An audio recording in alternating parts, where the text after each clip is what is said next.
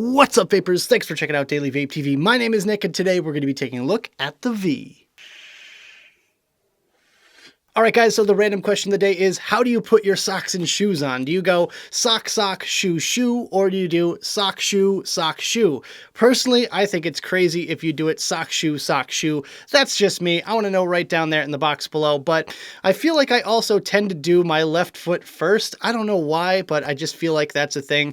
Now I'm probably going to be paying attention to that every time I go to put my socks and shoes on, but let me know what you guys do right down there in the comments box below. So today I've got this variable voltage V-mod by dovpo to take a look at for you guys, and I do have to give them a massive shout out and thank you for allowing me to take a look at this device for the purpose of making this video. And with that, yeah, I've really been enjoying using this thing over the past few weeks because it kind of reminds me of my roots in vaping.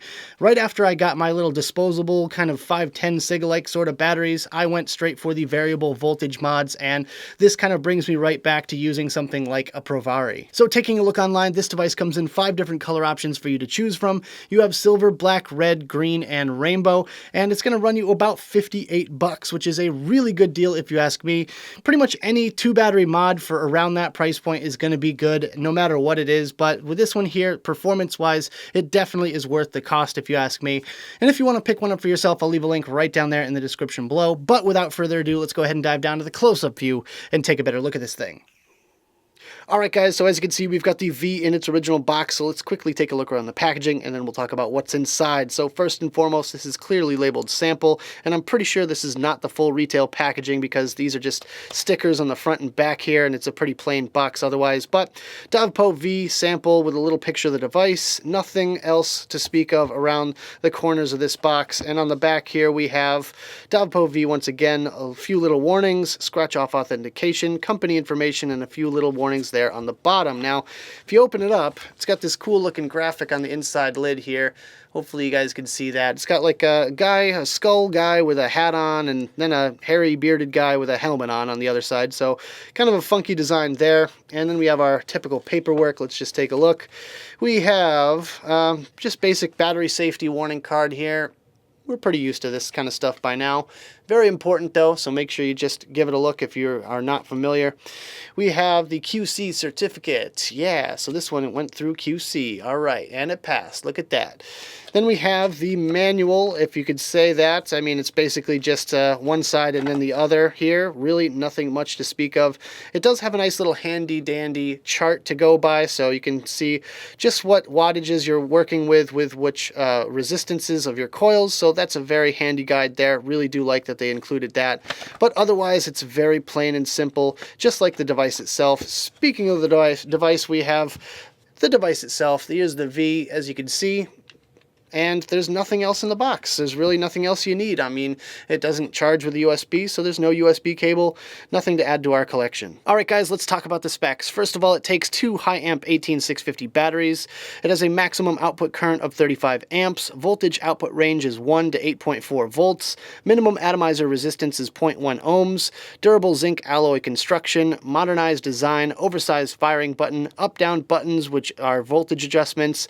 Intuitive OLED display. LED battery light indication, bottom-loaded hinged battery door, battery reversal protection, short circuit protection, open circuit warning, overtime protection, low voltage protection, over temperature protection, and stainless steel 510 connection. All right, guys, let's get this V operational, starting with the batteries here. Let's just open our hinge lock battery door. We have negative on this side, positive on this side, and that's the direction in which the battery should be facing. So positive down, negative up, and negative down, positive up on this side. Just close it up like that. It's a little bit loose and it has a little bit of play to it, but not the worst I've ever seen there. Other than that, all you have to do is just flip the little on and off switch, boom, and there you go. It's on already, and it's an instant on and off. No waiting, no muss, no fuss, nothing like that.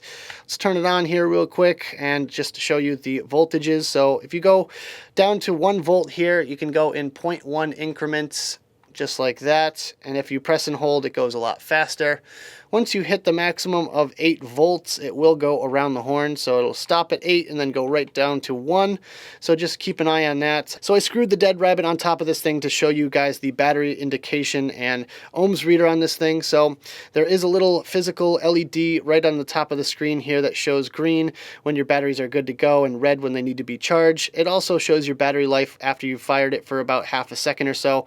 It also shows the resistance of your coils, which I'll show you just in a second here. So let's just go ahead and fire this thing up. So there, hopefully you could see it showed the resistance of my coils and also the remaining battery life as well.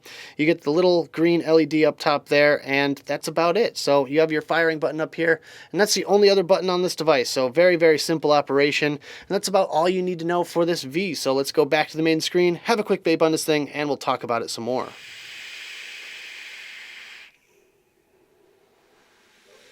Alright guys, I hope you enjoyed the close-up section of the video. Now let's talk about my personal thoughts about this device, some pros, some cons, and whether or not it's worth purchasing. Starting off with the pros, and my first pro is that it's good old-fashioned variable voltage. Now, back in the day, I always used variable voltage devices from the Ego C Twist all the way up to the Provari and everything else in between.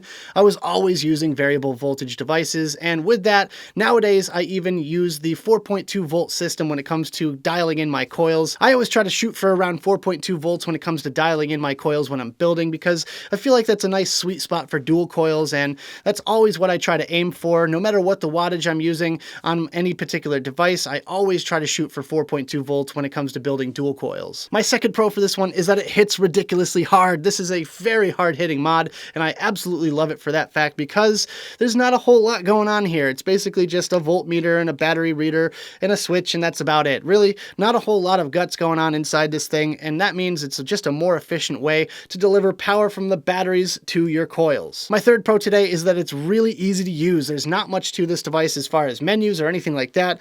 On-off switch, power up and down, and the fire button. That's about it. That's all you really need.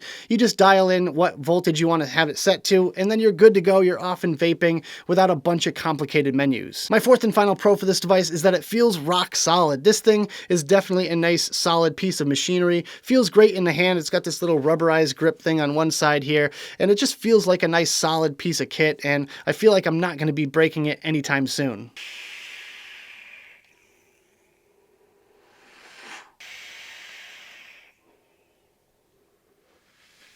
Alright guys, so moving on to the cons, my first con is that the button feels a little bit soft and spongy when you go to release it. Now, it feels fine when you press the fire button in, and it's got that nice tactile, clicky feeling to it, but the second you let your finger off that button, it has a slow response rate, and it just feels a little bit springy and spongy. I feel like with enough wear and tear on the button itself, maybe a little bit of excess paint will wear off, but I just don't think I've used it enough to actually get that far. My second con for this device is the battery door does feel a little bit on the janky side. Now, I've never been a big fan of these bottom latching battery door systems. I've always preferred something like a magnetic battery door, or basically anything besides this system here. With this one, I just feel like if you put it down on a surface that's going to grab onto that door, you could move it ever so slightly, your battery door latch is going to open up, and your batteries are going to go flying across your table, and that can get a little bit annoying. And my third and final con is subjective, and it does not make any difference with the performance, but let's face it, it's not the prettiest thing in the world. Honestly, I'm not a huge fan of the looks and styling to this one. It reminds me a lot of the Fuchai, which is okay, but, you know, not the greatest. It's not the most ergonomic feeling in the world. It's alright, but it really could be a little bit better in my opinion. But overall, that doesn't make any sort of difference when it comes to the actual usage of this device, and therefore, it's all cosmetic.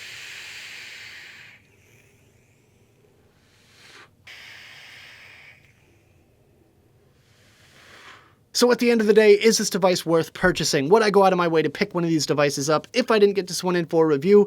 I'm going to say yes to this one, mostly for the nostalgia factor. It just reminds me of the day when I used to use my Provari with my Pro Tank, and I just dialed in my coils just right, and I had that really nice, great vape.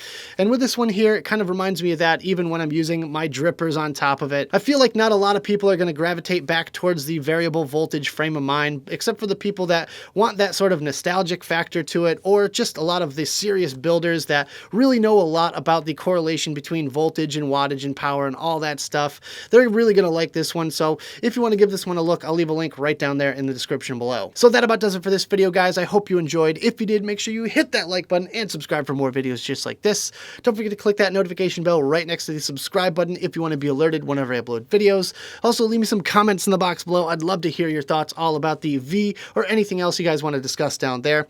Also, make sure you check out the advocacy and my social media links right down there in the description below. Make sure you guys follow me on Twitter. Occasionally, I tweet some stuff that I don't post on any other social media, so make sure you check that out. Thank you guys so much for watching, and as always, vape on.